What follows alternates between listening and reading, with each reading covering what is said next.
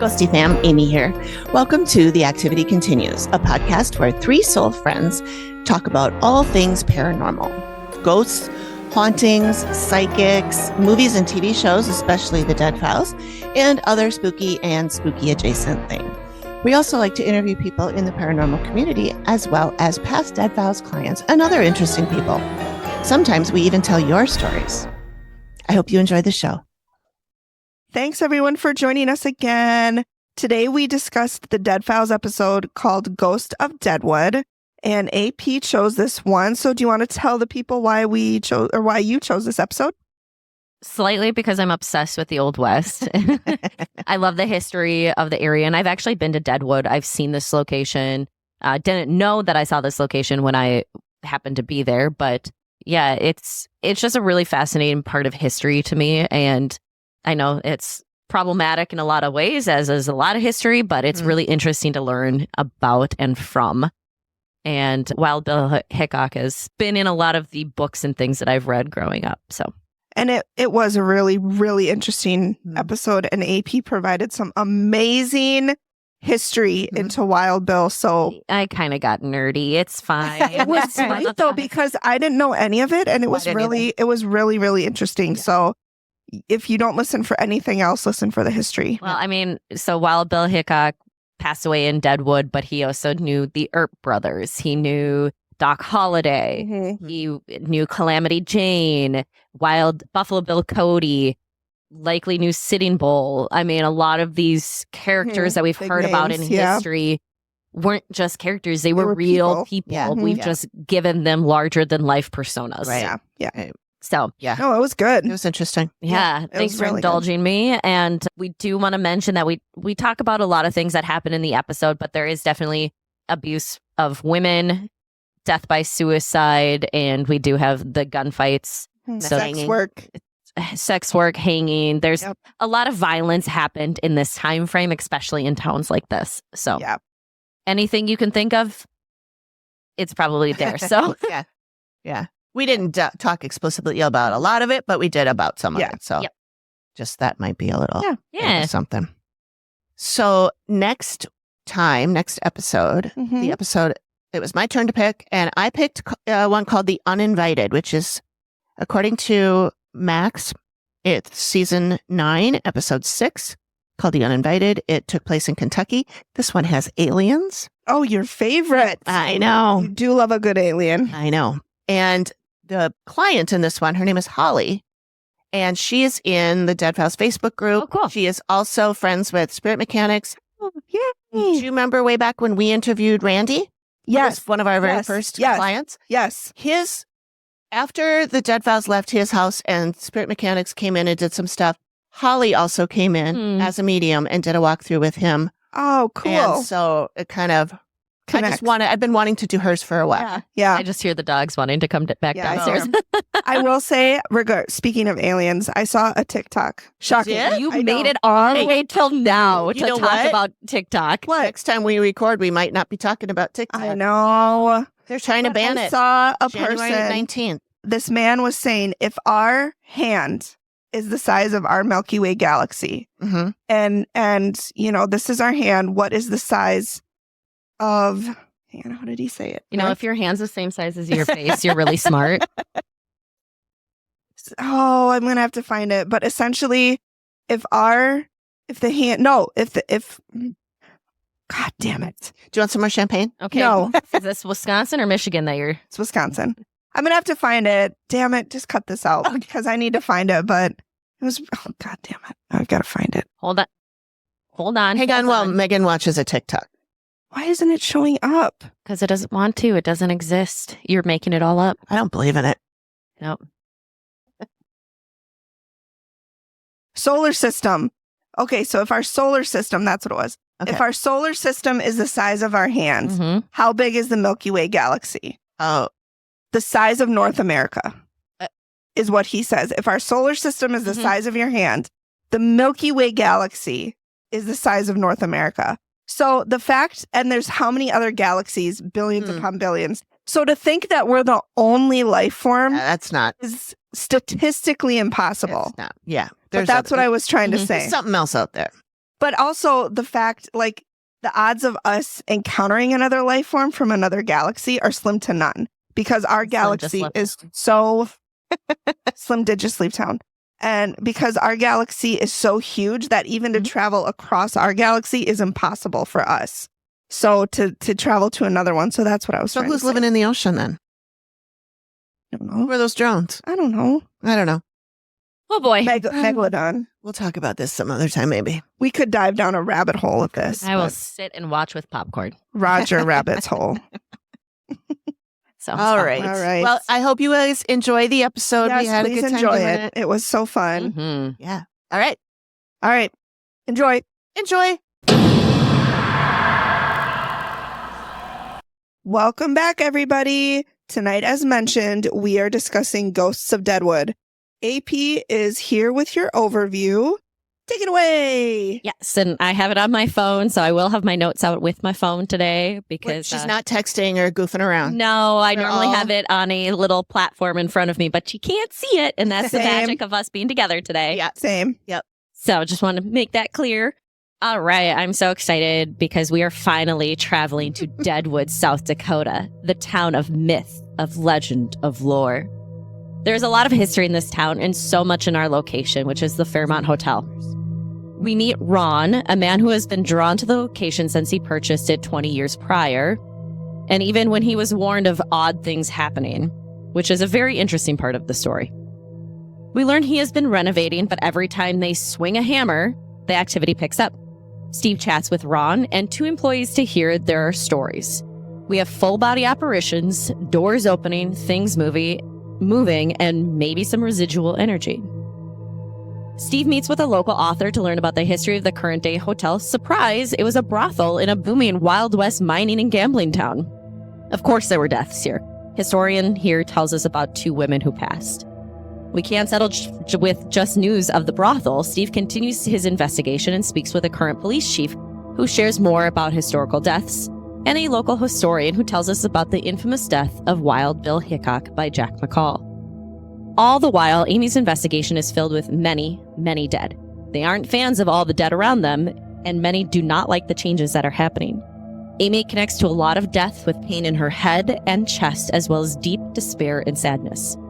In the reveal, many connections are made between what Amy saw and what Steve uncovers. Can Ron and the team keep doing what they're doing, or must they love and let go? Join us to find out if the activity continues. Very That was nice. good. Thank you. I do what I can. Yeah. All right. So this episode is one we've been waiting to do for a while. And we are seeing, we've got our different sections here, but we start off here when Steve is driving up saying what's going to be happening. Yep. And it's really kind of funny. I feel like you could take a drink every time they say something about when they renovate and there's issues that stem up. Yeah. Because Yes. it's at least a half dozen times that it is. And I think Steve says every time they swing a hammer 2 or 3 times during the episode, which Maybe is why I mentioned it before. Only problem is every time he swings a hammer, the paranormal activity gets dangerous. Maybe make a light drink so you don't die Yeah, of alcohol poisoning. Just take some sips. Like a beer or don't do shots. something. No, don't do shots. You will die. But it is really interesting because it is a town in the Old West, and it was in that area. I don't know if either of you have ever been to Deadwood, but it's in the Black Hills. It is, you've got interesting rock structures and everything around there. You have so much history That's as geology. to what happened in the area. Whether it be from Native American culture to present day, there's a lot of stuff that goes on. So there's a lot of secrets within Deadwood. I will say we're 2 minutes in and Steve says, time and running out and Amy and I are his last chance. Yeah. And I'm like 2 minutes in and we're already at last chance. Yep. So Mhm. Yeah. No pressure, though. no pressure. No. No pressure, Amy and No. Steve. Everything's going to be fine. If it's the last chance that our marriage is ending. Yes. It's really interesting when we see Amy open up at the location. She talks about these 5 dead men who are her escorts through the town. Mm-hmm. Now, have either of you ever heard of or watched the movie Purgatory? No. So it's a great movie. It's actually one of the best Westerns, I think. That it came out in 99. It was like a made for TV type movie. We used to have a VHS of it, and my sister and I watched it all the time. But it is set with, this is why it made me think of this, is because purgatory is when somebody has been killed, but maybe hasn't been good enough to go to heaven right away. They're sent to this purgatory. And in this case, it's the Old West. And so they're sent to this town to relive their life a little bit. And they have so much time that they have to do. So whatever their vices were in life, they have to correct in purgatory. Well, that sounds good. But if you don't correct it, you can't leave. And so some people have been there for years. You've got all these gunslingers and people who have been there. And that's why, and I repeat this later on, but it made me think of this because it's like they were walking her through town of like, here's how this was going on. This is what was happening. We don't like, they mentioned not liking. She states that they don't like some of the other dead that are there. And a lot of the dead do not like the renovations that are happening because they all saw that location as a different thing, as a different part of their life. It's like nobody likes change. And Yep. And isn't this, I'm getting mixed up. I might be thinking of the one we did before, but I swear, isn't this the one where she opened up like in the room? She's sitting there on the chair with her hands up and she's got her eyes closed and she's like, instead of doing that in the car and then walking into the property, I think it looked like she was in the property doing that. I thought that was another one. Maybe that was another one. Might have been a different I don't one. think it was. Okay. I don't remember. I'm not connecting to that. Okay. No. Okay. But I could be wrong. Okay. My bad. But it is very interesting. And she just kind of talks about how she's like, they all have crimes. They all have things, which is so common for like, I have always been very drawn to the Old West, to the Wild West time frame. I am very positive that I had to have had a life in that time frame. So Deadwood we hear a little bit about the history later on, but the town itself, they never say when it was actually confirmed as a town. 1876. Okay. Is when Deadwood officially became more than just a mining town of, we see some pictures of what it looked like with the tents up and that sort of stuff. Sure. That's very early on. Yeah. And then we start to see more of that come about. And of course, we hear about Rowan, who has fallen in love with this place the moment that he walked up to it. I felt like he was like getting us prepared for him being a reincarnated version of somebody who was there before. Because it reminded me of the Butte, is it Butte, Montana? That was a brothel. Yep. And that poor guy, Michael, I think his name was, who was the reincarnation of the previous owner. Yep. Ugh, such a sad one. Yeah. And he does say, it's kind of like I was here before and I want to restore it to its past. And I laughed and like, were all those lotto machines or slot machines there in the past with all the bright, colorful lights and everything? Right. I don't know if that was just dramatization on his part or like just trying to be like, I've always been, kind of that way. That's how I took it, but I loved your notes on that aspect of it. And again, this is a very notorious Wild West town. It is one of the most notorious because it is still in existence and it's not a ghost town where a lot of others became ghost towns. There's a lot of death and there is a lot of settling things in their own ways and not relying on lawmen to settle. Yeah. Well, because they didn't have lawmen. They did. When they first settled? Once the town became what it is today, they had lawmen. Okay. So when it first was opening as people coming in mining for gold, likely, you hear of Black Hills Gold. They were, you would have had a lot of people coming in trying to look for a quick buck and all that sort of stuff. And then eventually as the town grew, you would get lawmen, but a lot of times the lawmen weren't necessarily the best people. Right. Until you had people like, we'll hear about Wild Bill Hickok later on. He became a U.S. Marshal and he had so many things by the time he was only 39 when he died. And just all the stuff that he did. Yeah.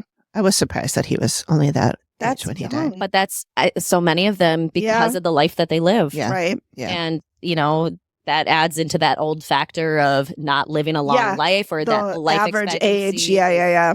Yep. Yeah. Amy, did you have anything that you wanted to say about our client here? Oh yeah, when Steve asked him, "Do you believe in this stuff?" after he already told him all the stuff that he sees. So, do you believe in this stuff? And he says, "Sometimes I do it, and sometimes I don't." Which I thought was hilarious because you either believe in it or you don't believe in it. So do you get to pick and choose Things that you believe in? Yes. the ones that you want to believe in and not? Apparently. And some people even like to choose not to believe in things that are actually things. Yeah. Like you can say, I'm not into this, but I don't believe in it. Yeah. That doesn't really make sense. Doesn't mean what you think it means. Doesn't mean what you think it makes. You keep using that word.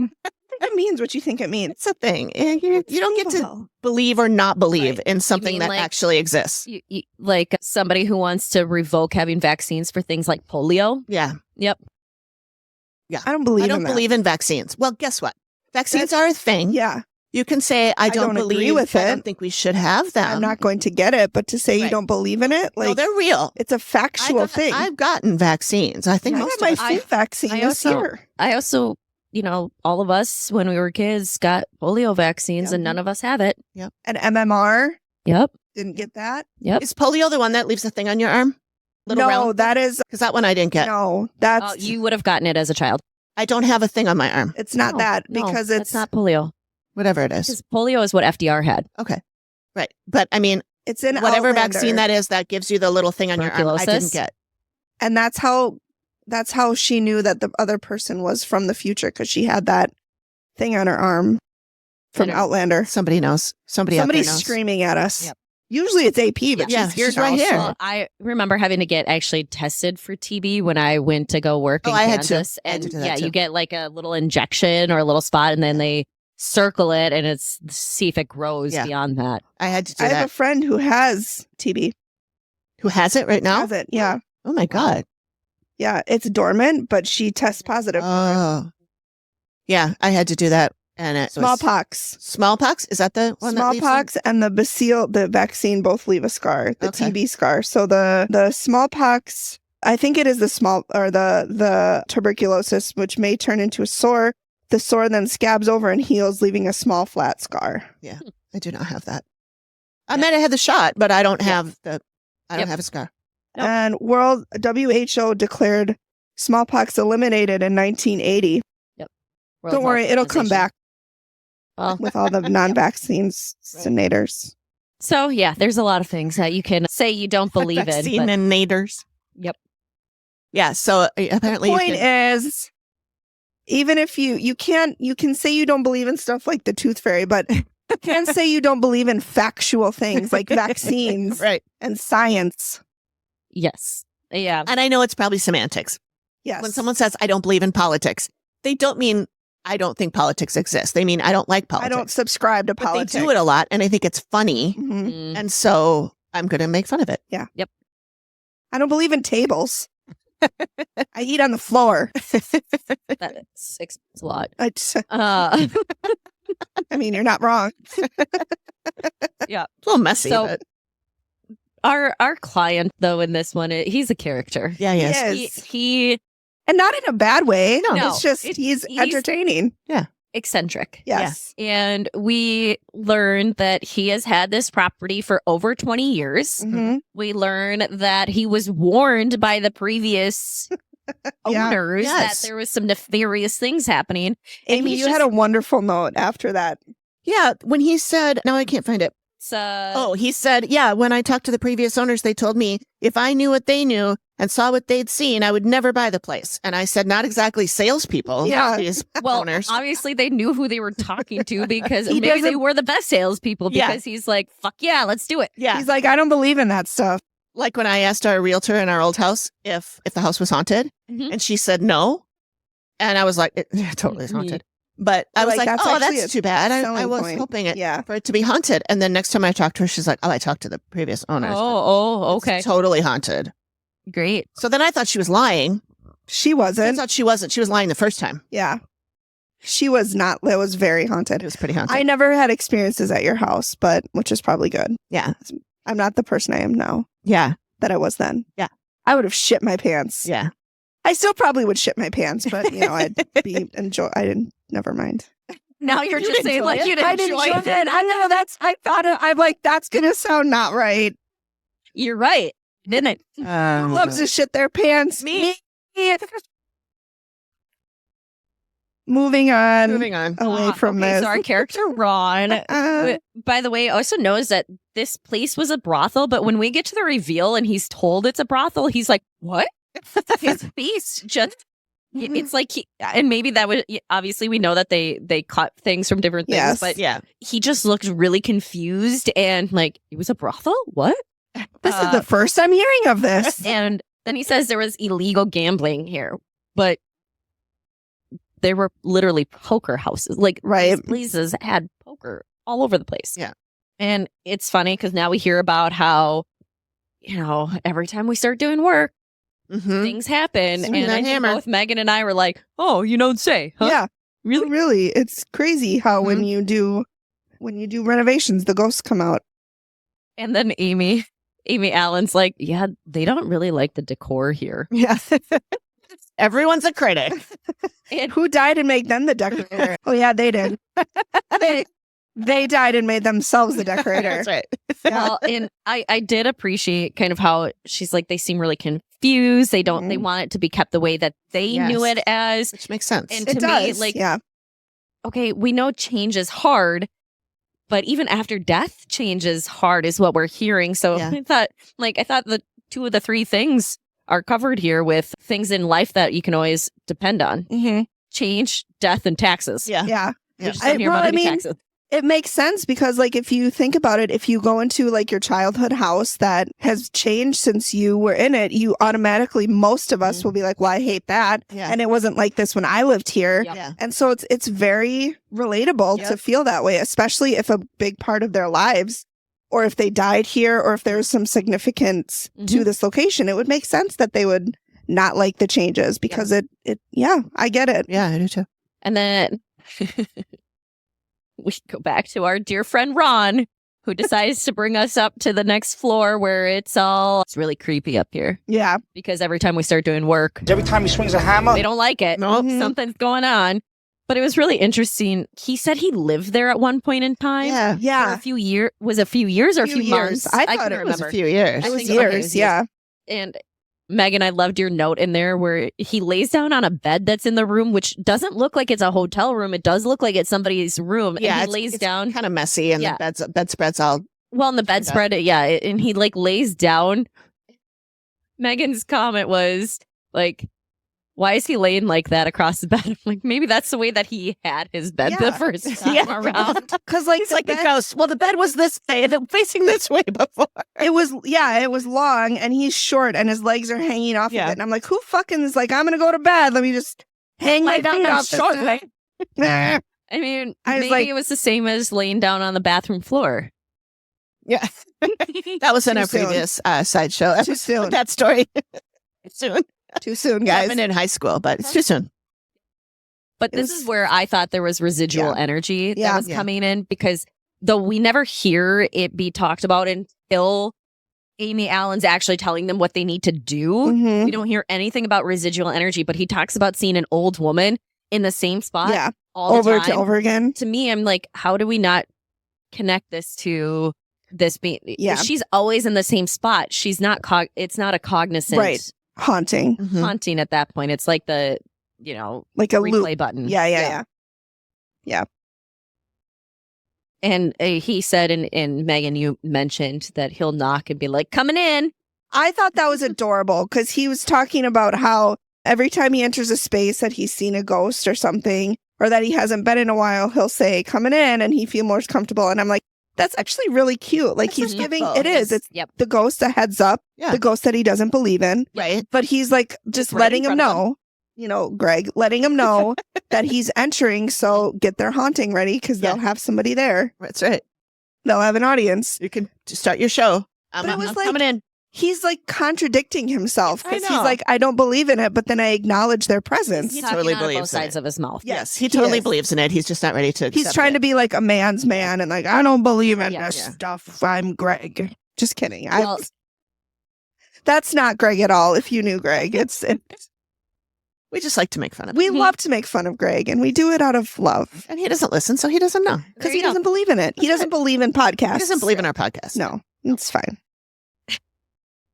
Anyways, moving on to other descriptions of the spirits that both Ron and Amy talk about. And I think kind of the others that we hear from also, they describe cowboys basically in these long jackets. I'm like, dude, you know that's a duster. Like that's what those jackets were. I heard one of them say that. Maybe it was Amy. When she saw the person, she said he was wearing a duster. It might have been, yeah. Because the guy was he's just like, he's wearing a long jacket, like a long rider coat. Well, that's called a duster. They wore those on cattle drives very often, and others because they repel rain and all that fun spirits. And that you don't believe in, but you wear it. You just roll right off like a duck's back. That's right. Yep. And again, Amy talks throughout the whole series. She talks about feeling pain in her head or pain in her body, and there's that connection to a lot of things were settled with fights, whether it was a gunfight or a fist fight of some sort. A fight of the words. No, they didn't usually do those. No. Yeah. They didn't have a rhetoric fight. No. No. And we also kind of noted, like, when you look at a lot of this, are people actually paying to stay here? Because it is a mess. It kind of is. It's very run down. Every room they go in is either paint off the walls, wallpaper peeling. Or there's no wall. There's no just wall. Floors. Yeah. There was one that I did a screenshot. I think I put it in here, but it was like a hallway. And granted, it's a spot that they don't have people going into. And there's like a doorway that looks like the door has been busted in, and the what do you call that? The plate that's in the door. It is like trashed, and the wood around it is all broken up. Like somebody banged that door in. Yeah. And so, or like tried to yank it open when it was locked or something. Yeah. So for 23 years, he's had this property, and, they only get going for a little bit at a time, and then the contractors get scared, and he has investors, and the investors have stayed there. So I don't know how many rooms are actually usable as a hotel. Yeah, I don't think there's many. I think he just was concentrating on the saloon. Or big it was, or how did they say how big it is? Not square footage wise, but I've seen pictures. It's pretty big. I was gonna say we know it's at least 3 stories. Yeah. Maybe they only have like 1 story or like 1 floor is usable, or 2, because the way that they talked about the 3rd floor is that nobody goes up there. So my guess would be they don't have any patrons up there. Yeah, right. Yeah, I think they have some people that live there, which we also learn about. Ron lived there, then Kathleen, the bartender, who we get to hear from. She still lives there, doesn't she? I don't know if she still... I don't think so. I think she only stayed there for a couple of months, but they must have rooms there, because also being in the upper Midwest, you can get bad snowstorms and that sort of thing. So I'm wondering if they have some places for people to stay. Oh, sure. Potentially. That's just me guessing on that. We had that one very nice. When I was working at the Minneapolis Club, because it had 10 hotel rooms, and we didn't all get to stay there if we didn't get home, but our GM would stay in one of the hotel rooms. One of the people in the autopsy that I watched passed from being outside. My grandfather passed. We're working, Ramsey County works on, and I'm sure other counties in Minnesota, but they work on warming shelters in the winter for people to go and stay in who can get out of the cold. And I try to put a cat carrier outside in the wintertime so that animals can go in it if, strays or whatever. So at least they can get some respite. Yeah. Because it gets fucking cold in Minnesota. Very, very cold. I'm thinking I'm going to put something outside for Roger, our bunny. Yeah. Because he or somebody, I didn't even get that when I came up with it. But somebody has been moving the mesh, the wire mesh that keeps Vivian in the yard. You mean some bunny? Somebody has been moving that, and Greg shorted all back up again, so she can't get out. And I'm like, great, now Roger can't get back in, and he sleeps in here. Yeah. Where it's safer for him from other animals. So now I feel like I got to put something out there just outside the fence for him to sleep in. But then doesn't that also make him like a sitting duck? Kind of. Well, because then but there's also could come through, or whoever would eat a bunny. But there's also places for him to hide in your yard. It's not like your yard is super open. He could go under your thing up there, or I mean, I think there's places for him to hide. If he could get in the backyard. Right, exactly. Yeah, which is what he's been doing for a year. But that's back. I'm sorry, I totally derailed us, which is odd, I know. But I think it's very never happens. It's rare. I do think it is very sweet that they do that because it's cold here. It's fucking cold. Fucking Midwest. Okay today. But it's actually, it was like yesterday it was 30 degrees out or like close to 30 degrees. And I was walking to my car in my coat and I'm like, God, I don't even need my coat right now. 36. I'm like, this is, nice I don't need a coat. Yeah. But 2 days ago, I was outside for 5 seconds and my forehead was frozen. It was Thursday. That was that bad. I looked, we were colder than the North Pole and Siberia, Russia. Yep. So great place to live. Anyways. So back to Kathleen. Back to Kathleen, the bartender who lived there. Which, Amy, you called out something that is happens a lot in this episode. Steve. Amy's like, Kathleen is like, a lot of people don't come up here. So people don't come up here? Yeah. Like throughout this entire episode, Steve just basically repeats what they said. Yes. And so I called him the master reiterator. Yeah. Which, can be a great way to hold a conversation and engage people. However, at the same point, it was a lot. He was just repeating everything.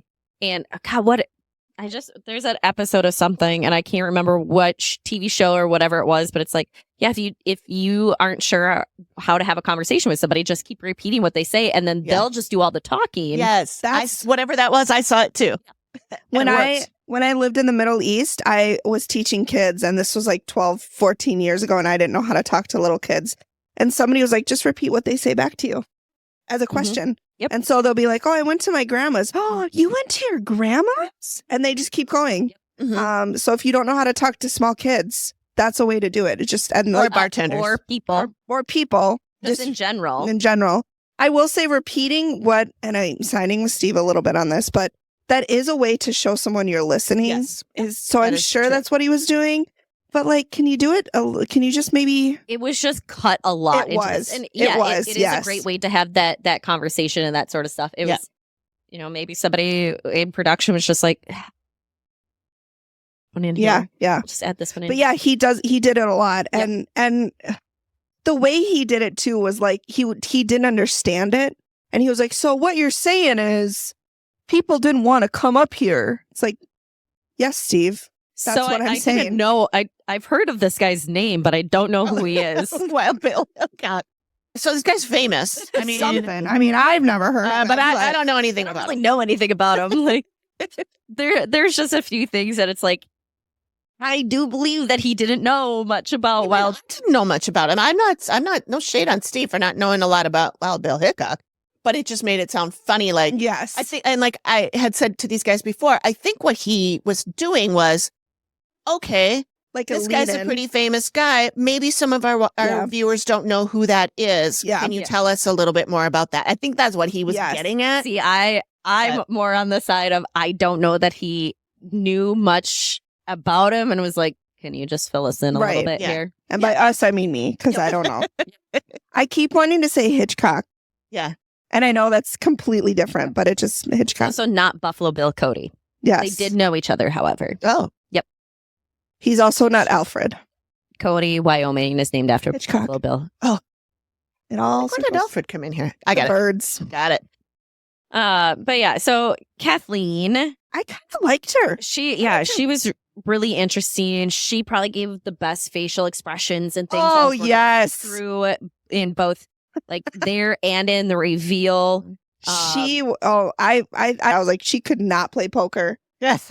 Everything that she thought was on her face. Yes.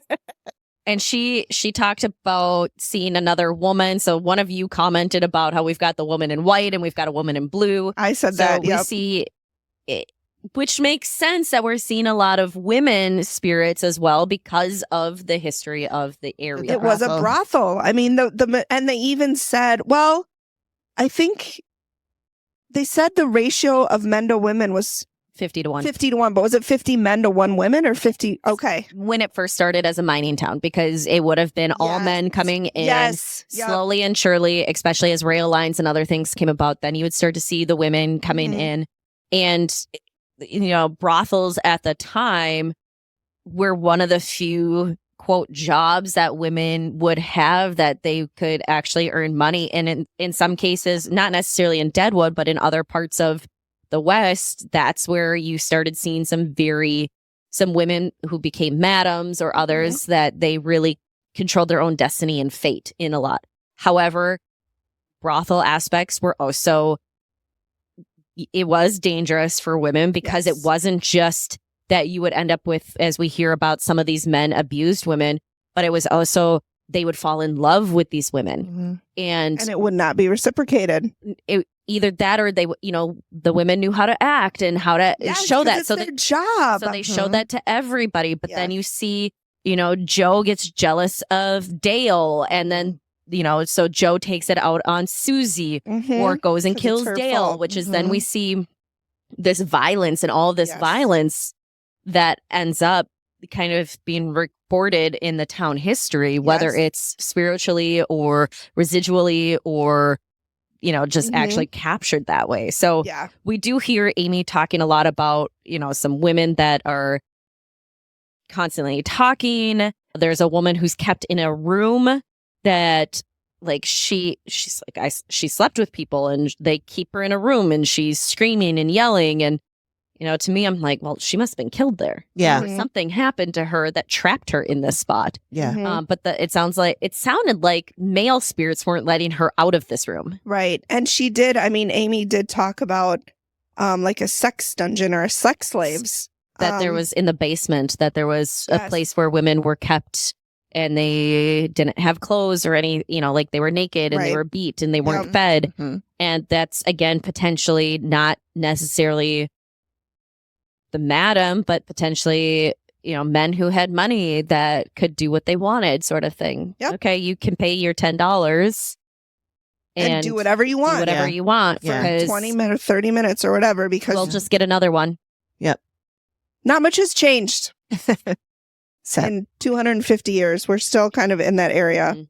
Yeah. So I thought that was, and we'll probably come back to that in a little bit when we hear some of the stuff that Steve found in his investigation. I did jump ahead a bit. One thing I do want to make note of when we're talking with Kathleen, and I dropped this picture into the chat, but there is a giant jar of pickled eggs sitting on the countertop, and they just look disgusting. The substance is quite yellow in that picture. I don't know if that's what it looks like in real life. There's a light behind it. You can see on the wall there. Yes. That is shining yellow through there. Yeah. So it would, but pickled eggs do tend to have more of a yellow hue to it than that green hue. It depends. I mean, I make pickled eggs at home and they just look like the big eggs sitting in big jars though. But at a bar, who knows how long it's been sitting there. And that sounds disgusting. The longer they sit in that vinegar mixture, they get like rubber. Gross. So it's like you can't even barely bite through them. I will say, we used to do this as a science experiment. You could take an egg and put it in vinegar for X amount of time, and the shell gets dissolves. Yeah. And this is not a cooked egg. This is a I've seen that on the TikTok. Yeah. And then it becomes rubbery on the outside. Yeah. I've just done hard-boiled eggs. Yeah. And these are hard-boiled, hard-boiled eggs, to be clear, for those that are probably like, what the hell are they talking about? I will say it's interesting that Steve's sitting and Kathleen was standing. There was one point at the end of it, if you go back and you watch where they're having that conversation, they cut to him and he's almost like got his hands underneath, and it almost looks like he's got his hands under his chin and he's just looking up at her. And it's like, oh, find someone who looks at you like that. Yeah. That was especially given what we know of Steve and his propensity for wanting to look like he's taller or more in control. I just thought it was interesting that he's sitting and she was standing. I think it's because she's the bartender. And so he's a patron. Yeah, she's serving him. And she's showing how that token jumped out and whatever. I can see that. Okay, I didn't even think of that. Gross. Yep. And then we hear Amy talk about the old woman again. So we heard a little bit about the old woman that we also said probably residual energy, but sounds like there's more to it than that. And she's like, oh, I'm hearing that she's 65, but she looks older. You guys know that the Golden Girls were meant to be in their 40s and 50s. I know. Show. Isn't that crazy? And then you look at it and you're like, how? Yeah. Then you think about when Betty White passed away and when that show was filming, how old they actually were during that time. They were probably, yeah. And I'm 39. I'm not that far off from where They looked like they were grandparents and like they all had grandchildren yes. in their 50s. Yep. Yeah. It's just a very time. Especially this comes up again later on when we hear about Jack McCall. And yes, if that picture is truly him, because we have no idea to know. I don't think it's him. Not if he was really 25. Not if he was 25. That person looks 50 if they're a Have day. you seen some of the pictures of like when our parents were in high school and you see someone who is 18 and they look 36? Well, there were, there always are some kids who don't exactly get through high school in the amount of time they're supposed to, and they have like full beards. John, I had an 8th grader who had a full beard. Yeah. John, my 13. husband, when he was like that, and he looked so much older than he was, and he would go at like 17, 18 and buy beer and would not get carded because his voice, he has a very deep voice and facial hair, and I mean he looked 25 when he was 17. Really? Yeah. Yep. So before we end this first kind of segment, Amy Allen has a voiceover. And she says, there's so many dead people here. It's making my walk very disorienting. Everyone's trying to talk to me, but there's one guy demanding my attention. And, just again, a little history of the area. It's not surprising that there's so many dead. As we talked about, there was a lot of violence. It is an old West town. It was a mining town, which you have people fighting over claims. You have, if someone found a large amount of gold, of course, you're going out and celebrating, but that put a target on your back immediately. And many towns like this not only had cemeteries, and we hear about the cemeteries filling up, but they also had Boot Hill. And Boot Hill was typically left for men who were part of gunfights or other things that they didn't know who they were, and they were just kind of buried with a cross saying, here lies this guy. Yeah. And that was about it. But anywhere you have money, booze, women, horses, cattle, and land, literally everything was worth, quote, fighting for. Anything that could be fought over was here. Right. Anything else that you guys, ladies, thought of during this time frame? Oh, when Amy says, there's a man, he likes to work here. He feels very attached to the place. So he gets mad because they're not doing it right. He wants to help, but they're not listening. Oh, that's like me at every job I've ever had. Yeah. Just let me do it myself. Yeah. I'll just do it myself. All right. So now we get a little bit, and we've talked a little bit about stuff that's been going on with the investigation, but we kind of get into the investigation. Dig into the archives. I know, Amy. Into the archives. Yeah. Dig into the archive. Amy, you made a note about our first person that we talked to, who is a local author, Jerry Bryant. Yep. I looked him up, and he has written a book, but he's mainly a historian. And he did pass away in January 24th, 2015. So about a year after this came out.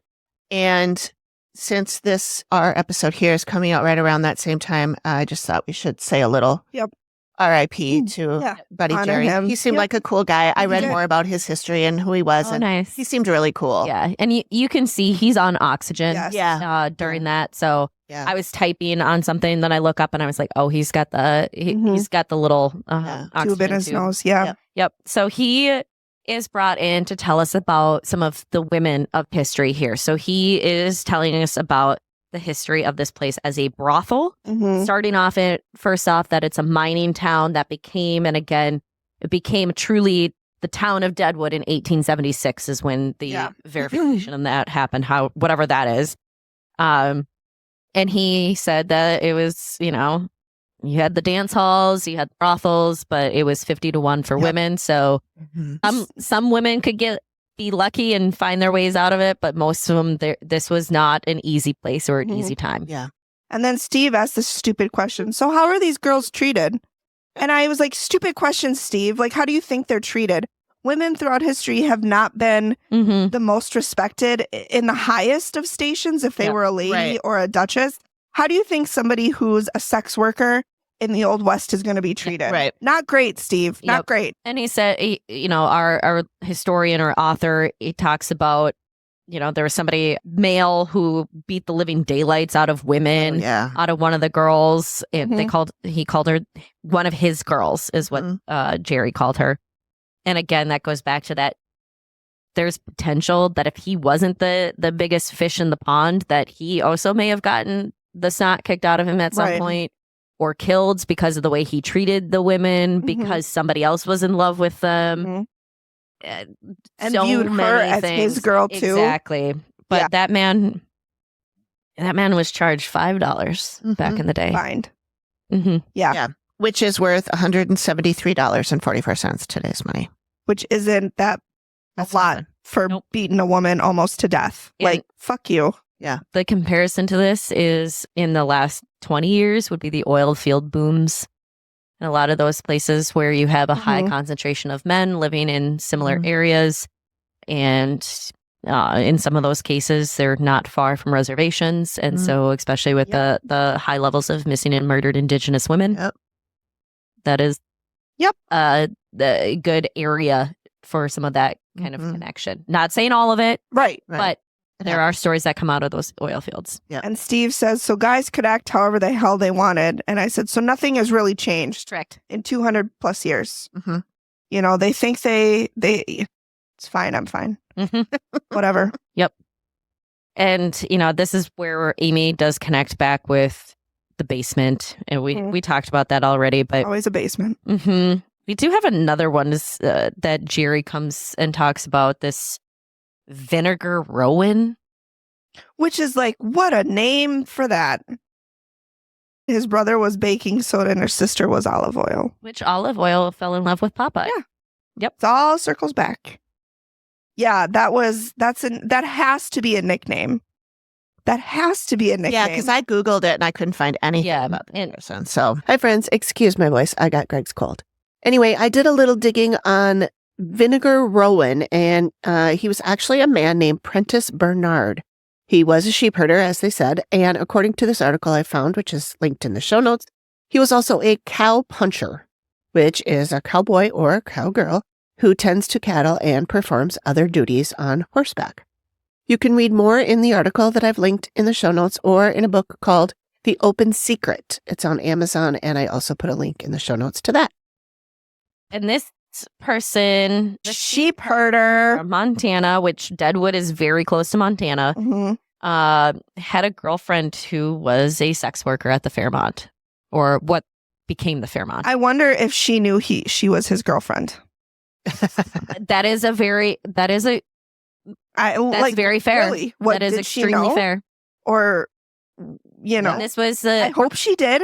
I hope it was a consensual relationship, but well, I mean, but even in that aspect, that was very common for sex workers to have the men who would visit them all the time. yes, And they're regulars. Yep. Mhm. And some of them, and we see this shown in movies and things and kind of romanticized, but where it's like, oh, you got to go and see the same person. I think we see it in Bridgerton. It happens. We see it in like Carnival Row. There's some stuff with that, like everything that is set in kind of that Victorian time. Into that show. I tried so hard. I tried Carnival Row. I didn't. It was only 2 seasons. We watched like No, 2 Boom, I episodes. love you so much. Yeah, I could not get into it. I couldn't either. It was good, but because they knew it wasn't coming back, they wrapped it really quick, and so that I really hate that. I Yep. hate that. Yeah.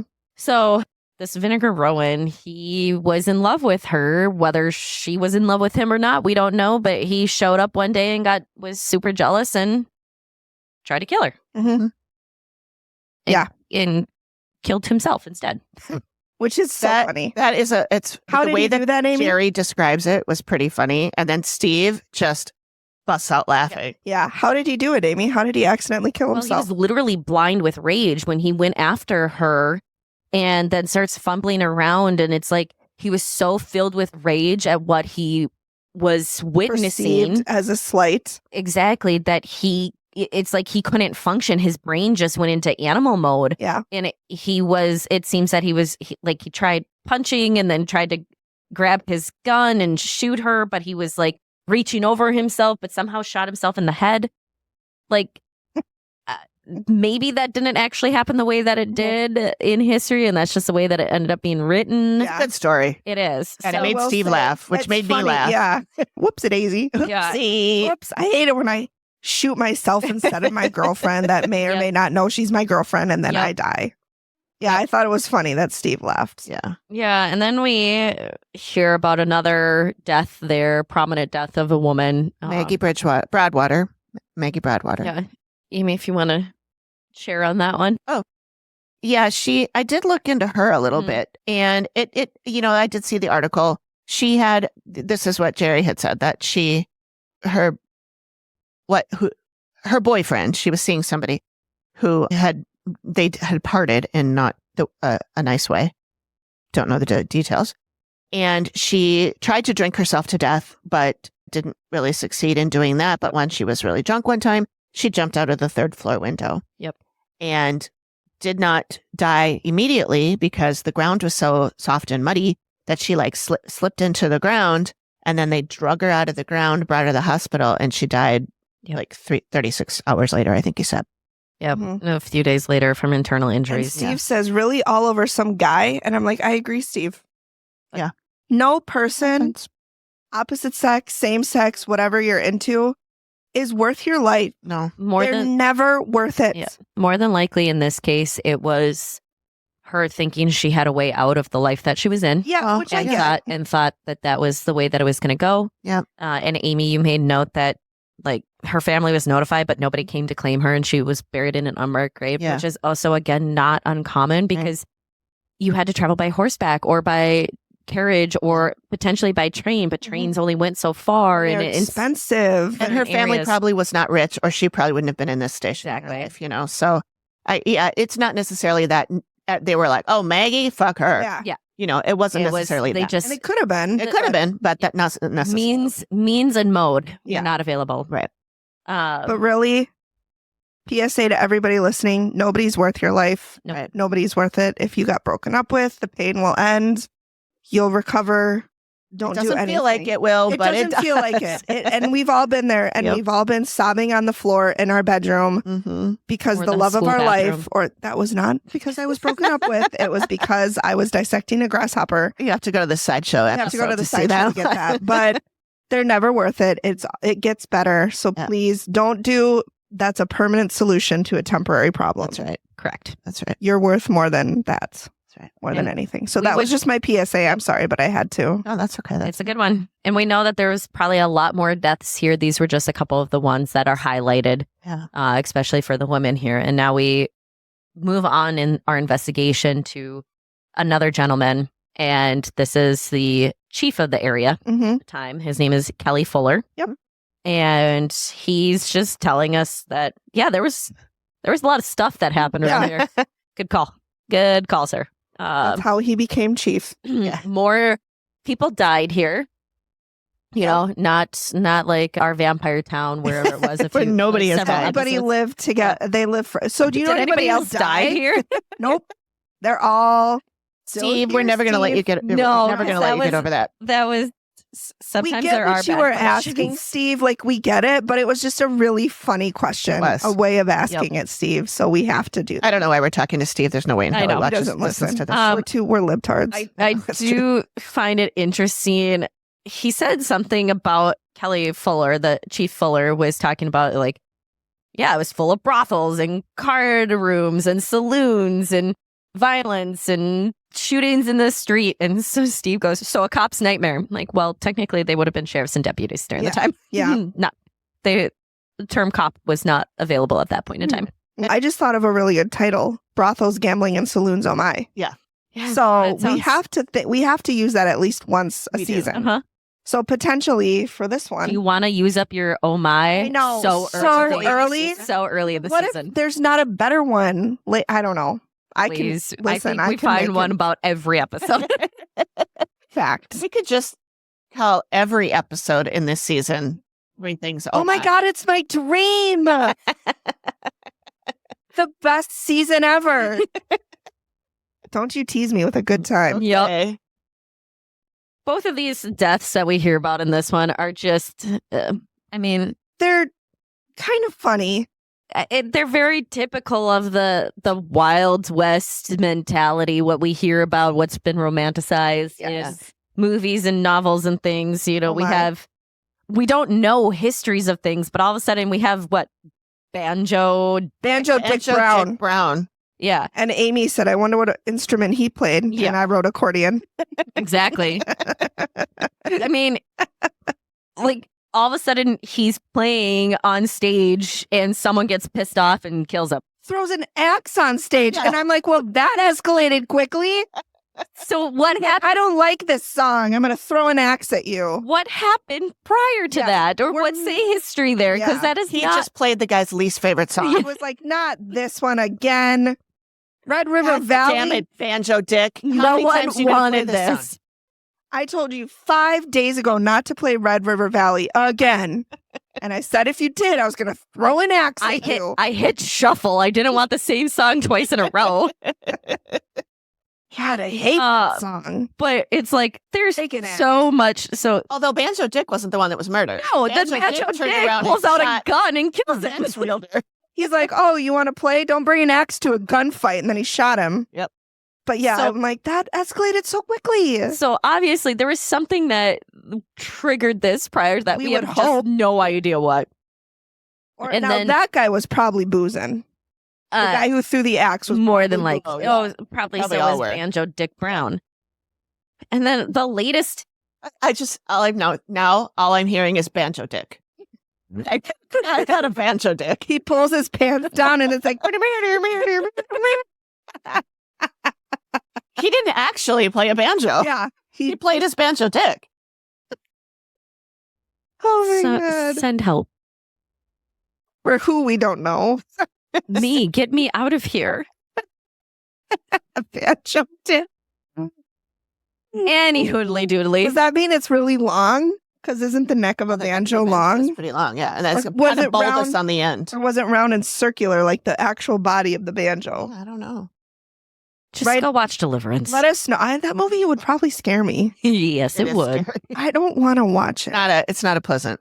No. Scary. Sorry. Chief Fuller also tells us we're just going Amy's to... like, can we please get back on track? I don't care. Away from Banjo Dick. I'll talk about Banjo Dick all I'll night. I talk don't about care. Banjo Dick till the cows come home. That's right. It's going to be Megan's new boyfriend. That'll be his ringtone when he calls. Banjo Why do you have dueling banjos going on? It's Banjo Dick calling to give me a little Okay, nothing. I'm done. the next murder that we hear, which really isn't a... I don't know. This is more just like a... It's not really... It's not... I mean, he dies, but it's not really a murder. It's a idiot trying to face off against his boss, basically. Because there's a deputy that Oh, yeah, was yeah. a prize Just- boxer. Just He been got fired. Yeah. And so, and he was a prize boxer and basically was like, I'm untouchable. Mhm. Maybe he was one of the Paul brothers. And Brothers? like Logan Paul and Jake Paul. Oh. And he's like, I'm untouchable. You can't do anything to me. And then As Tupac says, untouchable like Elliot Ness. his boss, former boss, was like, stop. Don't do this. And he's like, you can't do anything. And then he went pew pew. And then, continued to try and swing. Yeah, I will say he was fired for drinking while in uniform, and he also wrongfully beat someone while on the job. That's why this person, John Gorham, was fired. Yeah. John Gorham was the one who was killed Mhm. By Chief Erickson. by Chief Erickson. Mhm. Yeah, so he was not a great person. Chief Erickson gave him every out. Yes, he did. Every out that we see. And this happened in 1949. So it's the latest death that we hear about. Mhm. Um, Yeah, I will say the chief did everything he could to prevent this from happening because mhm. he knew this person. Like, this was one of his employees. Mm-hmm. He didn't want, Yeah. Something bad to happen to him, but this guy just wouldn't. Yep. Take Wouldn't it. stop. And then Amy actually channels this guy a little bit because she feels like she's staggering and Mhm. she's moving forward and feels pain in her chest. Well, he was shot in the chest and he continued to move forward to try and swing. A few steps. Hmm. Yep. Witnesses said. I couldn't think of the word. Those people who saw things, The seers. the with seers the eyeballs. Yep. And they tell hands. about it. And the hands. in their hands. Labyrinth. Pan's Labyrinth. I Oh, haven't seen that in a long, when it first came out, I saw it. Mm-hmm. I'll have to watch it. Was it good? Is it scary? it's scary. Yeah, yeah. Oh, God. It's not like bloody scary though. It's just Creepy. Okay, I can handle creepy. Yeah, you'd probably like You're going to have nightmares. Yeah. That possibly. doesn't take much, you guys. It doesn't take much for me either. No. I suck in all that shit and then it just comes out in my dreams all Yeah. the time. Oh, see, my brain just goes, well, that was soothing. Let's go to bed. I can listen to Forensic Files to go to sleep and that doesn't give me bad dreams. Only in the daytime, though. If I listen to it at night, I get scared. Oh, I don't. No, well. That works for me. Well, One last- thing I noted is that all the people he talks to in this episode are men. Yes. That's true. We only have one Other than person. Kathleen, Kathleen is the only female. So I just thought that was interesting. Yeah. I don't It was know. like- Yeah. Maybe they don't have a lot of female historians Why not? or authors or whatever. Or Go just, to. whoever they were researching, whatever. But I just thought it was interesting. lastly, we come up against a historian, Kevin Kuchenbecker. Yeah, something like that. They never say his name out No. loud, so I don't know how it's pronounced. No. but Best that's how name. it's spelled. Yes. And Kevin tells us about Wild Bill Hickok and Jack McCall. So it's really interesting because they gloss over so much in this and they kind of paint the picture a little differently than what actually is supposed to have happened. They just kind of give the he was shot and killed. He's so Wild Bill Hickok was only 39 years old. And So young. this was in 1877, I believe. And he was from the Midwest area and then got out to, started going out west. He was a gunfighter. He is known to have killed at least 6 men, but potentially more than that. There at least 6 that were counted. So did he kill those in gunfights? That's what they would mark it as. Okay. So they would say there could have been other things that had happened, but they would have marked it as that. So he wasn't a he was- murderer going around killing No, people. he was He was usually challenged by Okay. somebody because he was known for having a quick draw.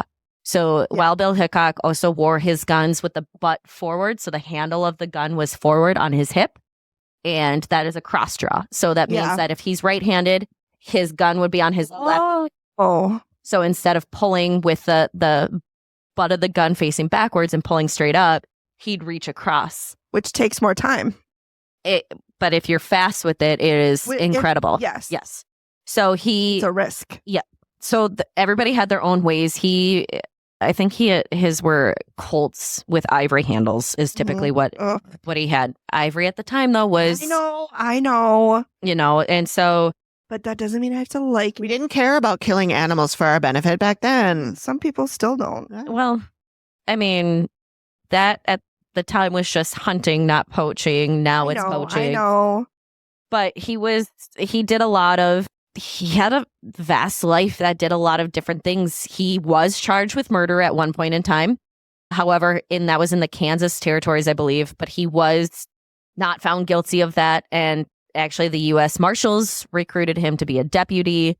I think he was a sheriff in a town. He became known as a lawman. He wore the badge, Okay. but he was also a famous gambler.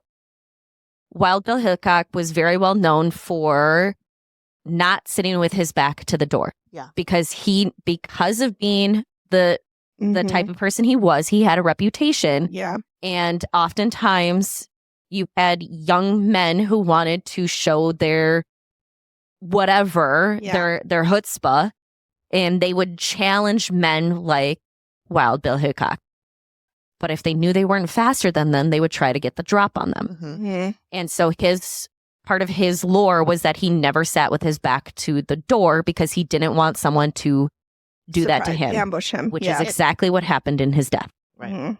It's a lot like the gangsters that I studied for my Yeah. other show. Yep.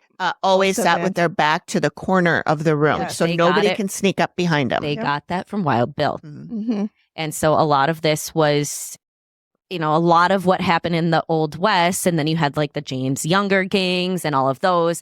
They really were the start in the U.S. for the mobs in the 20s and 30s. And so Wild Bill had been playing cards the night before. It was August 1st, I believe, was his night. And he was playing cards.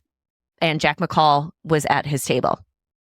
Wild Bill cleaned the floor with Jack and actually tried to get him to leave Mm. because he was just getting embarrassed, basically. I guess the next morning, though, Wild Bill Hickok gave him, offered him some money for breakfast because he literally got cleaned out. Yeah.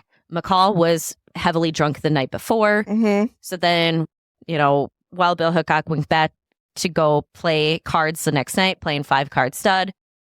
There was only one spot open at the table, and he tried to like pay for someone to move seats, and they wouldn't move seats because depending on where you were when cards are dealt and that sort of stuff. So they wouldn't trade chairs with him. And McCall came in and cold-bloodedly shot him in the back of the head. Mm-hmm.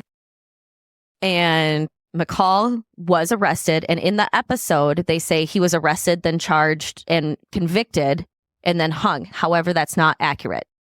He was arrested the first time. He was acquitted originally because he claimed Wild Bill Hickok killed his brother. And so therefore he was avenging his brother's death. And so when he was tried, he was acquitted from that. But as young men often did, he went around bragging about killing Wild Bill and that he was such this, I bested him and all that sort of stuff. Well, Wild Bill also had a lot of friends. Now, a lot of people think that he and Calamity Jane were lovers at some point in time. They were not. But he had a lot of friends, and this man was arrested again. He was convicted, and he was hung in March of the following year. Okay. So interesting. Okay. It's a lot of history. Yes. So sorry. I just find really interesting. I find Wild Bill Hickok really fascinating. The whole area. I've been to his grave where they have the marker and everything. Yep. It's just really interesting. He also had noted to some friends that he thought he would die in Deadwood. They don't say if he thought he was going to die this trip, but he just kind of stated, Deadwood is the place I'm going to die. And it seems like in a lot of these things that I've seen as gunslingers like that often had premonitions or feelings of like, well, this is going to be the place. Most of them did not live to be old. Yeah. Well, I mean, I don't know if I necessarily call it premonitions, but you got to look at the life they led. They led a dangerous life. So is it premonition? Is it like just knowing, hey, I live a dangerous life. I'm probably going to die here. Yeah, but it was more of like, I think this is going to be kind of my last kind of thing. So, but the infamous hand was the dead man's hand. And that is what Hickok had in his hand, which was aces and eights, a pair of aces and a pair of eights. And it is said, supposedly, that all the cards were black, and then the other card was a queen. But nobody knows for sure which cards it was. I've heard that it was not all, but it was aces and eights. Interesting. So in poker, that's where the dead man's hand comes from. And that's really the biggest of knowledge today. That was really the biggest thing. So I guess this happened 1876 is when Hickok died. 1877 is when McCall was hung. And then, Megan, you noted, like, they kind of talked about that the hanging went so wrong that the rope was buried with him. I didn't understand that. They made a point to say it several times about how when they it was botched. They said they said the reason they knew this, or they hinted at the reason they knew that the hanging was botched, was because McCall was buried with a noose around his. Pretty sure he was. Wonder if it was embedded in his skin. I think he was buried with it to mark that he was hung. Okay. I think that I would think that they actually buried him with that on it, so that if anybody were to dig him up or anything, would be to say that he was a convicted felon kind of thing. Yeah, it just was interesting that they seemed to really be saying it so like it was common knowledge. He was more than likely. And when they say that the hanging was botched, is that his neck was not broken right away. Yeah. So he strangled to death rather than having his neck broken. His neck, the rope was embedded. It was probably stuck in there. Yeah. One thing I wanted to point out with the sketch artist, I always love it. It was a lefty. Yeah. I didn't notice that. I think I would, being a lefty. I always notice the lefties. I don't know why, but I just think it's so fun when they're a lefty sketch artist. I don't know. Anything else from the second segment that we want to touch on? I just loved Amy in the sketch. That color blue looks really pretty on her. Yes, it does. She's amazing. I love her so much. I know. All right, reveal. Yes, reveal. We actually have a lot of connections that happen. And really, I don't think, did we have any new information come to light in the reveal that we... Not that I remember. Not really, no. No, there was never anything where I was like, wow, I didn't know that. They really did a phenomenal job of connecting what Amy saw with what Steve unearthed. Yep. No pun intended.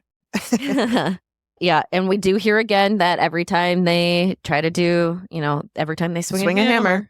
Every time he swings a hammer. So we do have Ron, Kathleen, and we did have one other employee that we talked to, but we did not really, he didn't have any exciting stories to add to in his section. I don't even remember him. So that's how. They were all in the reveal.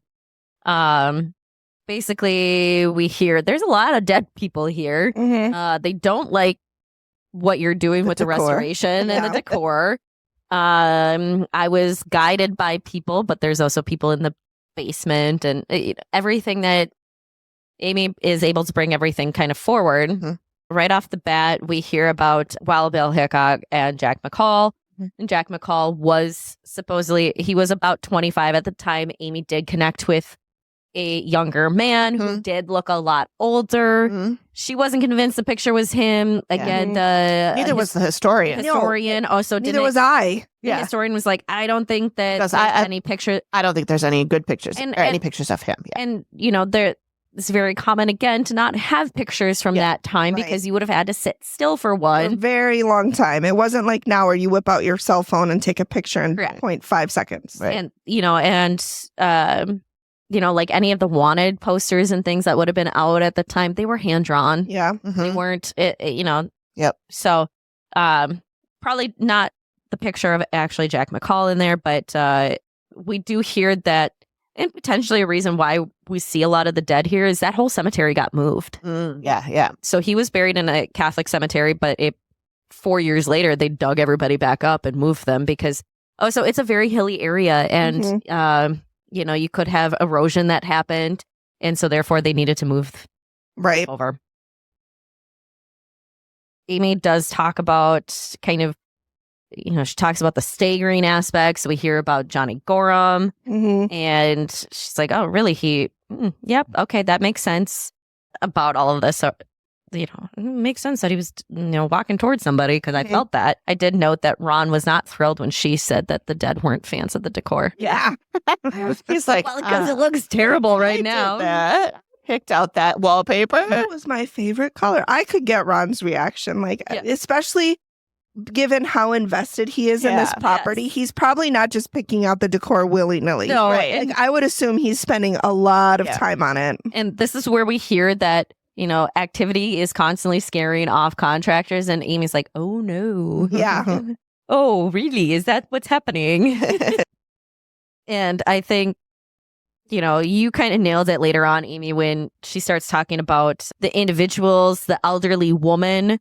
I was like, she like not necessarily the owner of the brothel, but kind of like the mother of people, the one who watches over the girls and schedules things. And then you said madam, and I was like, yep, that's the word I was thinking of. Yeah. And that would make the most sense of having a woman of that age in there. That invested in the property and in what people were doing and as a spirit. Yeah. Mm-hmm. Yep. And I think you found her name was Belle Haskell. Yes, I think it was Belle Haskell. I was looking up Maggie Broadwater, and at the time that Maggie Broadwater jumped out of that building, Belle Haskell was the madam. And there was another murder too. One of the women killed another one of the women, also named Maggie. But yeah, I think it was Belle Haskell, which I thought was interesting that they didn't bring her up at all. And if they did, they cut it out. But she was pretty prominent back then. And they might have cut it because she wasn't in the house. Yeah. Yeah. Would be my, although I did think that maybe this was. Yeah. A madam would have been in the house though. But I mean, as a ghost, that they didn't talk about her. They did not connect it to anything to her, but I think that she was probably she probably was there. Probably just didn't do any of the research into it because why would we research about older women? Yeah. The sketch was an interesting sketch because I don't remember if we've ever had a sketch in color before. Oh, yeah. Well, it wasn't color, but there was white charcoal or whatever. Because I think it's trying to show the darkness. Yeah, because the walls were like a tan. Yeah, it's because it was dirt. Yeah. But I mean, well, I guess it was color. I just thought that was the color of the paper. Mm-hmm. Yeah. No, I just thought it was interesting because it was not. It was a cool sketch. It was a really very eerie sketch. Yeah. Mm-hmm. Mm-hmm. And I think, we hear a little bit about what happened to the women at that point in time. And we see Kathleen really just kind of, Yeah. she feels an emotional reaction. And really because she's kind of like, yeah, I've seen this or I felt this or something like that. And so she's kind of putting two and two together with that. Where Steve says, you seem to have run into a lot of dead people here. And I said, I hope she's okay from running into them. Well, there were a lot of them. I'll see myself out. Yeah, I do. You also mentioned Ron talks about like how he saw a woman for like 4 or 5 minutes. Mm-hmm. It's a long time. That is a long time. It takes a lot of energy for ghosts to appear. I feel like that's a very exaggerated. It was probably like 20 to 30 seconds, but it felt like time slowed down kind of thing. Yeah. It's like, no, that it takes a lot for them to appear. Like a lot of, that's why the room gets cold, because they're drawing that energy. And so I don't know. And then we hear about later on too with Amy that there's this guy who is trying to teach himself how to like physically harm. Yes. So I said, so he's a post-lifelong learner. So he doesn't know how to do it yet, but he's trying to find a way to physically harm. Mm-hmm. And Megan, you had a good point too. Like, Ron, isn't this the reason you called? Yeah. Ron's like, it bothers me to hear that someone might want to do harm to somebody or do some mischief here. And I'm like, well, isn't that the whole purpose why they're here? Yeah. Like, come on, Ron, get it together. Which also, we do know that he calls in at least one other Travel Channel show, our favorite. Yeah. Mm-hmm. My favorite. She means disrespectful person of the dead who likes to scream at them. Which also makes you wonder how many other, this is one of those locations that how many other I'm sure there's things were brought in, especially because I don't know the order in which these were filmed, but Amy gives some stuff to help make it an easier place. Like, obviously, we've heard from her before that hotels, you can't ever get, like, when they have that much history, you can't really get rid of everything. But if they did this and had Amy in and she provides them solutions and they do the solutions, then they wouldn't be able to have those others come in. Mm-hmm. Right. I did kind of get the impression that Ron wanted the publicity. Yes. Mm-hmm. And it was going to help the hotel. Which I'm sure it did. It did. For some time anyway. It's no longer a hotel. No longer. It's closed now. Yeah, it's the Oyster something house now. Probably where cops go for lunch. Yeah, probably. Like in Pittsburgh. Yep. Hi, Diane. So, hi, Diane. Hey. Hey, Bo. Amy gives them a list of things that they have to do, but it's not a ton. They didn't need really to call anyone easy. in. It was she said basic things: salt, sage, and holy water. Yeah. Like, you need to get rid of residual energy. So ding ding, we've got residual energy. Yep. She wants you to take the salt and water, mix it up in a spray bottle, and spray the floors and walls and everything. Mm-hmm. Holy water is going to prevent any negative individuals and kind of make this a safe environment. And Steve's like, so they'll start feeling a difference. Like, and she's like, you got to do this for like a year. You got to do this a lot. But they would start to feel it pretty soon after they started. But yeah, it's not. Can't stop. It's just you have to keep doing it. Feel better. Keep doing it. Yep. Mm-hmm. Yeah. Just because you start to feel better does not mean you save the rest of your Z-Pack for later. That's right. Mm-hmm. And then I found the ending here with Ron a little interesting because he's like, well, I feel validated and like there's a closure. And Steve says, well, obvious question. Are you going to follow what Amy says? He looks to Kathleen and says, and she's like, yeah, I'll help.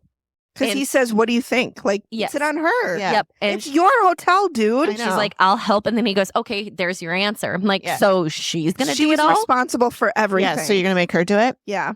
If she had not said she would help, would you be like, I guess we're not doing it? Yes, the woman won't do it and I can't do it. Yep. I'm a man. I can't do any of that. So we do know he cleanses a hotel every week, at least at the time of this airing, and the activity has decreased. That's right. But now the hotel is closed. Yeah. I mean, this did come out a long time ago. 10 years. Yeah. At least. Yeah. I think it was 2014, wasn't it? January 2014. So I don't know. I didn't look at the date that it came out. well, I seem to remember because January Jerry, 10th, 2014 was the original air date. Okay. Yeah, because Jerry died in January of 2015. 2015. Mhm. And I know I had remembered that it was about a year later. Yeah. And which is right about when this is going to be out. It's another. So it's this right around the same date. show came out 11 years ago by the time that this Yeah. episode is airing Yeah. that we're doing. Yeah. Okay. That was a good episode. It was good. I'm It's glad we interesting. finally did it. I don't Yeah. know how, I know we mentioned this before, but Mhm. Amy had suggested this to us back when she was a patron. And I don't know why we didn't do it. I don't know why we didn't do it Because we back were then. saving it for this time. We knew. Yeah, exactly. That was totally It's it. usually when people suggest something, we try to do it right away. Yep. Yeah, this was a fun episode. Thanks for Mhm. indulging me by Yeah. letting me talk about Wild Bill as well as the history of the time. If you're interested, I highly recommend just digging into just a little bit of the history. And I know, Amy, you've got a bunch of links that you'll add to Yeah, the show notes. I did a and little bit things. of research. It's not like a part of history that I'm super interested in, so I didn't go too deep, but I know it is for you. The town of Deadwood has a site, Mhm. and you can they have a timeline of when things happened, and you can get a lot of information. It's a cool place to visit too. It's not far from a lot of things out in kind of that South Dakota, Montana, Wyoming, because it's right next to Wyoming area there. I've been to the Badlands, but Mhm. when I was little, I have not. it's cool. I It- remember it being cool. It's a very pretty place. All right. Well, thanks everyone. Thanks, everyone. That was a good one. That was a good one. Mhm. All right. Thanks, everybody. We'll see you next time. We'll see you next time. Bye. Bye. Thank you for listening to the Activity Continues podcast. We really appreciate you giving us your ears for a bit. Please feel free to drop us a note and say hi. And join us next time when the activity continues. Nailed it. The Activity Continues is produced by me, Amy, at Collected Sounds Media, and is part of the independent Collected Sounds podcast network.